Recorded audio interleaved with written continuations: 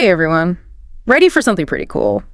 Today we're going to look at this idea of like manifesting, but like right now, not in the future, you know? Oh, yeah, that's a powerful idea for sure. It really changes how we think about reaching our goals, I think. Totally. And we're going to dive deep into this YouTube video. It's by Dr. Joe Dispenza. Learn to act as it is already yours. I mean, that title itself, right? He's basically saying we've already got this power inside to change everything. And it starts with, get this, relaxing, trusting, and expecting miracles. Sounds almost too good to be true, doesn't it? Right. Like some kind of magic trick. But actually, a lot of what he says lines up with like real psychology stuff. Yeah, definitely. So to start off, Dispenza talks about this need to relax and trust. We got to ditch the stress, the anxiety, needing to control everything, all that. Yeah, and that's where it gets interesting. He's saying instead of that go, go, go, that hustle we're all told, the key is to chill out and trust the bigger picture. Wait, so less pushing, more like chilling. That's not what I'm used to hearing, gotta admit. It's not so much being passive. Think of it more like getting in the flow. When you're so into something, that effort just disappears. Dispenza is saying that's the state we need for this manifesting power to work. Oh, I know that feeling. When things just click, you're in the zone and it's like magic almost. Exactly. And that's the energy we're talking about. Then he gets into expectation, not just thinking about what you want, but really feeling it like it's happening right now. He even tells these crazy stories in the video, people healing from being sick, finding love out of nowhere, doing stuff they thought was impossible, all because they like matched their energy to what they wanted. It's pretty wild, right? Yeah, it really makes you think. Now, it's important to be clear. This isn't about, pretending bad feelings don't exist. We're human. We'll have those. It's about choosing where your energy goes. So not all sunshine and rainbows, but focusing on what you do want to make happen. Exactly. And to do that, he talks about a specific way to meditate. Visualize what you want, sure, but then you got to feel the emotions that come with it. Not just seeing it, but like experiencing it with everything you've got. So this isn't just daydreaming, it's a technique, huh? Oh, yeah. And there's actually science behind it, neuroplasticity, The brain can change and adapt. By doing this visualizing and feeling over and over, you're rewiring your brain to support that new reality, like building new paths in your brain that lead you towards what you want. Wow, so this is more than just like new age stuff. There's real science in the mix. This is getting more interesting by the minute. Totally. And, building on all this relaxing, trusting, feeling that reality, he also says it's important to spot signs from the universe. What does that mean? Think of those little coincidences, those synchronicities that pop up. Maybe you're thinking of someone and bam, they call you. Or you keep seeing a certain number that feels important. Oh, I get that. Like running into someone you were just thinking about or seeing 11.11 everywhere. I always wondered if that stuff meant something. Dispenza thinks it does. Those little things, he says they're like confirmations, little nudges from the universe saying you're on the right path. Pay attention to them.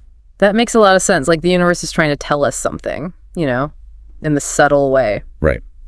Now, he also talks a lot about gratitude, being truly thankful for what you've got. Not just saying thank you, but really feeling it. We all know gratitude is good, but how does that play into manifesting things? Well, he explains that gratitude is like a magnet for miracles. When you're genuinely grateful, your focus shifts from what you lack to what you have, and that changes your energy to attract more good stuff. So instead of thinking about what's missing, you look for things to be grateful for, and that like changes your vibe to pull in more good things. Exactly. Like you're tuning your energy to a frequency of abundance, Okay, so we've got relaxing, trusting, feeling that reality, spotting those signs, and being grateful. Sounds like a powerful combo. But I gotta ask, what about doing stuff? Doesn't all this relax and trust sound kind of passive? That's a great question. And Dispenza gets that. He talks about inspired action, which is an action that comes naturally when you're in that state of trust and expectation. Not sitting around waiting, but aligning your actions with what you want to happen. So not lazy, but aligned. Right, like planting a seed. You do your part, get the soil ready, plant it, water it, and then you trust it to grow. You don't dig it up every day to check, right? You have faith that if you did your part, it'll grow. I like that. So we take inspired action, trust the process. What else? Then comes the hard part, detaching from the outcome. Dispenza says let go of the need to control how things happen. Whoa, easier said than done. I get attached to how I want things to go and when. I can see that being tough. It is. We all do, and he knows that. But he says that clinging to it can actually block the manifesting process. It's about surrendering to how life flows, trusting things are working out even if we don't see it yet. Okay, so trust over control. Got it. So much to think about already. Relax, expect, see the signs, be grateful, take action, but let go of how it turns out. Anything else? There is. He gets into this really cool stuff about energy and vibration, basically like attracts like. Your thoughts and feelings affect your energy, and that affects what you attract into your life. So if you're stressed and worried all the time, are you literally pulling in more stressful stuff? That's what he thinks, yeah. And it goes back to this idea that everything is energy vibrating at different frequencies. And those vibrations aren't just some mystical idea. They're based in science. So if you're always on that stress frequency, you're going to attract more of that. Makes sense. So how do we change that? How do we raise our vibration to attract the good stuff? Well, Dispenza has some tips for that. We'll get into those next time. This is already so cool. I can already see how this all fits together. This deep dive is definitely sticking with me. Me too. It's about taking a holistic approach. Yeah. Your thoughts, feelings, actions, even your energy. It all matters in shaping your reality. It's really making me rethink how I go after my goals. It's not just about setting a goal and working hard. It's about getting my whole self in line with what I want to create. Exactly. That's where the magic happens. Okay, so we talked about how our energy, affects what we attract, all that. But how do we actually change that energy? Dispenza had some pretty cool ideas there, right? Yeah, for sure. And he starts with something super basic. Yeah. But we all need to hear self-care. You can't pour from an empty cup. Right. You can't be out there making your dreams happen if you're running on empty. Totally. Yeah. He says that self-care is essential to keep that high vibration going. It's how you give yourself the juice to, power up your manifesting abilities. So self-care is key, but what does that even look like? It's probably different for everyone, huh? Oh, yeah, totally. Could be taking time to meditate, working out, setting boundaries at work, maybe saying no to stuff that drains you. It's all about being intentional about filling back up your energy. Makes sense. Dispenza also reminds us that, we always have a choice. We can focus on what we want, not what we don't want. That's so important. We get caught up reacting to stuff instead of remembering we have the power to choose our thoughts, our reactions, all that. It's like we're not just stuck with whatever happens. We have control, and that's powerful. So true. Now, you might be thinking, okay, all this sounds great, but how do I actually do it? Well, he says consistency is key. Making these principles part of your life, little by little, that's what really changes things over time. So not trying to be perfect all at once, small changes, sticking with them. It's a marathon, not a sprint, right? Exactly. And being kind to yourself along the way, There'll be good days, bad days. Some days you'll feel amazing, others you'll struggle to stay positive. That's just life. So true. We're so hard on ourselves when trying to change things. Yeah. But he's saying it's okay to have those off days. Don't beat yourself up. Just notice them, maybe be curious about why they're happening, then gently get your focus back on what you want. That makes a lot of sense. So consistency over perfection. Got it. Now, we touched on energy before, but he goes deeper, explaining how everything is energy, vibrating at different frequencies, so the energy you put out is what you get back. So if you're always stressed, feeling lack, you're going to attract more of that into your life. That's the idea. And it's not just mystical stuff. This lines up with actual science. So yeah, if your energy is always on that stressful frequency, you're going to get more experiences that match that. Okay, I see that. But how do we change our tune, so to speak? How do we raise our vibration to attract the good stuff? Well, Dispenza has some pretty practical tips for that. Think about what you're putting into your body. Food, sleep, exercise, those all affect your energy levels. Oh, so it's a mind-body thing. What you do with your body affects your mind and emotions and the other way around. Totally. And of course, he's big on meditation. He says when we meditate, we quiet all the mental noise and tap into this, pure potential. We align ourselves with the universe's energy, and that raises our own vibration. I've always struggled with meditation, gotta be honest. My mind just won't shut up. Any tips for someone like me who finds it hard to quiet their thoughts? Oh yeah, that's super common. Don't worry about clearing your mind completely. That's not the point. Just notice the thoughts when they pop up, then gently bring your attention back to your breath or a mantra if you use one. That helps. Less pressure that way. So raising your vibration, it's not just about feeling good on the surface. It's about tapping into something deeper, something more powerful within you. Yeah. And when we do that, it affects not just us, but everyone and everything around us. It's like you become this beacon of good vibes, inspiring others to raise their vibrations too. Like a ripple effect, spreading good energy outward, making things more harmonious for everyone. Now, he also talks about wanting certainty, that very human thing. We want to know how things will turn out, have guarantees that our efforts will get us what we want. Oh, tell me about it. I love having a plan, knowing what to expect. Uncertainty freaks me out, honestly. I feel you. But he says life is uncertain, and that's actually a good thing. A good thing. How? Well, he says uncertainty keeps things interesting. It's what allows for growth, surprises, even miracles. Imagine if you knew exactly how everything would go. Kind of boring, right? Sure. Like knowing the ending of a movie before you watch it. No fun in that. So instead of wanting certainty, he's saying seek trust. Trust in yourself, in the universe. Trust that it's all working out for your good, even when you can't see it yet. Okay. Trust over certainty. Gotta remember that one. Didn't he also talk about surrender? He did. And that one's tough for a lot of people. It's not about giving up, but letting go of controlling everything. Trusting there's a bigger plan, knowing we don't have to have all the answers. Surrendering sounds freeing, I'll give you that. But what about setting goals, taking action? Don't we need some control in our lives? Great question. And he addresses that. He says, set clear intentions, like get crystal clear on what you want, but then let go of how it happens. So know the what, but not the how. Exactly. We do our part, take inspired action, then step back and trust the universe will handle the details. He uses this analogy of planting a seed again. You prepare the soil, plant the seed, water it, but you don't keep digging it up to see if it's growing, right? You trust the process, knowing if you did your part, it'll come up eventually. Right. So we plant our dreams and goals like seeds, nurture them with our thoughts and actions, then we just trust they're growing, even if we can't see it yet. Beautiful analogy. And it makes me think about patience, too. So important. We live in this fast-paced world, want everything now. Yeah. But he reminds us that just because we can't see it happening doesn't mean nothing is happening.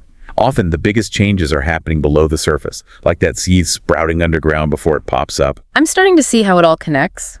Relaxation, trust, taking action, but letting go, being patient. It's more than just thinking positive thoughts. It's about creating the right environment inside for those thoughts to take root. You got it. Speaking of growth, he says gratitude is like super fertilizer for your manifestations. So not just feel-good stuff, it actually speeds things up. He thinks so, yeah. He suggests starting and ending each day with gratitude. Before getting out of bed, think of 3 things you're grateful for. And when you're going to sleep, review your day and find things to appreciate. Seems simple enough, but gotta admit, some days it's hard to find things to be grateful for. Oh, for sure.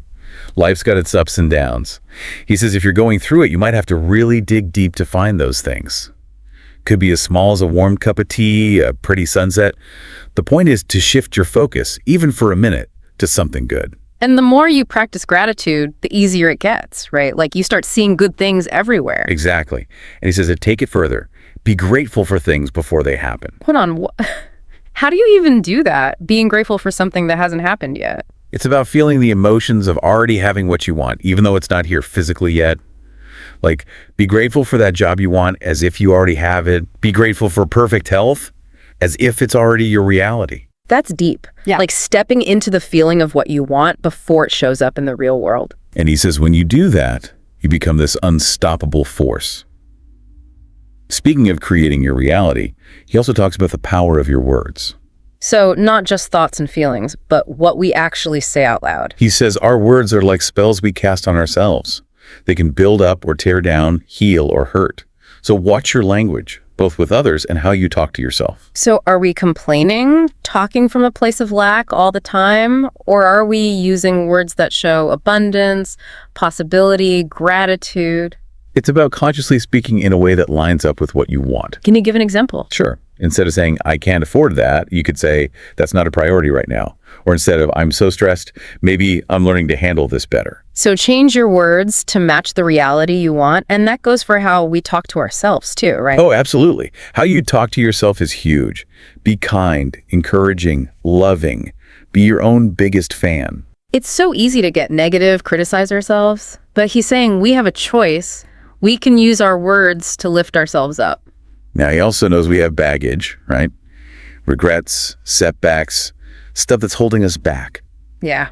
The past can weigh you down sometimes. Big time. But he says your past doesn't have to be your future. It shaped you, but it doesn't define you. Every moment is a fresh start. That's powerful. It means we're not stuck with our mistakes. We can choose a different path. Instead of dwelling on the past, he says use it. Like, what did I learn from this? How can this help me grow, help others? Right. When you see your past that way, it doesn't hold you back anymore. It becomes fuel for change. This is inspiring stuff. We have way more power than we think sometimes. We're not just a product of our past. We're actively creating our future. Totally. And he circles back to self-care again. Taking care of yourself isn't selfish. It's essential. You can't pour from an empty cup. Exactly. You can't give good vibes if you're drained. So make self-care a priority. And that looks different for everyone, right? Oh, for sure. Could be meditation, exercise, nature, a good book, anything that fills you back up. Find what works and make it non-negotiable. It's also about boundaries. Saying no, making choices that are good for you, not just bubble baths and massages. So true. Be mindful of how you spend your time and energy. He also says be careful what you let into your mind, right? Yeah, are you constantly taking in bad news, gossip? Or are you feeding your mind with inspiring stuff, good conversations, positive messages? Like he says, think of your mind as a garden. What you plant and water is what's going to grow. So be picky about what you're planting in that mental garden. Love that visual. It's a reminder that we choose what we feed our minds, and that choice directly affects how we feel. This has been such an interesting deep dive. I'm seeing how these things connect, Relaxation, trust, energy, gratitude, self-care. It's way more than just thinking positive. It really is. And to wrap up our look at Dispenza's work, he reminds us that this is a journey, not a finish line. There'll be good days, bad days, times you feel unstoppable, times you struggle to be positive. And that's okay. It's part of being human. The point is to not judge yourself for those ups and downs. Just observe them with curiosity, maybe some kindness. So on the good days, we really soak it up, amplify those good feelings. And on the tough days, we're gentle with ourselves. Remember that it'll pass. Use the tools we've learned, meditation, gratitude, positive self-talk. It's not about being perfect all the time. Nope. We're not meant to feel amazing 24/7. It's about consistently choosing to focus on what we want instead of what we don't want. And as we make this a part of our lives, we'll start to see changes. Maybe small at first, but over time, they get bigger. Opportunities will show up. People will be drawn to your energy. The things that used to bother you won't have as much power. Like you're becoming a new version of yourself, one that's more in line with your dreams. And as you keep growing, what you're able to manifest will grow too. So we've covered so much about Dispenza and his take on manifesting. It's way more than just like thinking happy thoughts, right? Oh yeah, it's a whole way of being, Thoughts, feelings, actions, energy. It's about being in sync with yourself and the universe. And he's honest that it takes time, it's a journey. He knows there'll be times you doubt yourself, doubt the whole thing. He gets it. Those doubts are normal. They don't mean you're doing it wrong. Think of them like speed bumps, You see them, you slow down for a sec, then you keep going. That's a good way to think about it. So not ignoring the doubts, but choosing to focus on something stronger. Exactly. Yeah. And celebrating the small wins along the way, those are huge. Oh, yeah. Instead of waiting for the big, dramatic stuff, we can get excited about the little bits of progress, like feeling calm after meditating or noticing you're handling stress better than before. Those are signs you're on the right track, even if they seem small. And Dispenza's big on self-compassion, We're not aiming for perfection, just showing up and doing our best. It's easy to get caught up in needing to be perfect, especially when you're trying to change things. Oh, for sure. Yeah. But he's like, cut yourself some slack. Setbacks happen. It's part of it. Learn from them, get back up, and keep going. So it's about being kind to yourself, realizing that change takes time. Right. And when you do that, you create space for real growth to happen. This deep dive has been awesome. I feel like we've just scratched the surface of what Dispenza's all about.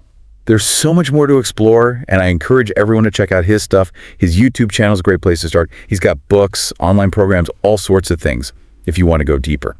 So to wrap this all up, what's the one big thing you hope people take away from this? He asked this great question. What if you started living as if your desires were already happening? Whoa, that's a powerful thought. How would you act? How would you feel if you truly believed your dreams were already on their way? It's about shifting your whole mindset, stepping into that energy of already having it, even though it's not here physically yet. It's about choosing to believe it's possible. And it's not about ignoring where you're at now or pretending everything's perfect.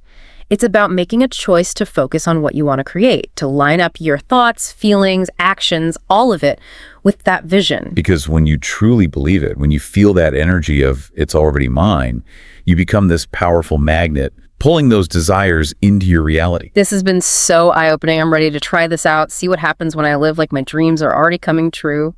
That's awesome. And just remember, it's a process. Be patient, trust it, and most importantly, have fun with it. Great advice. Thanks so much for joining me on this deep dive into manifesting. And to everyone listening, keep exploring, keep growing, and keep creating the life you want. The universe is ready to work with you.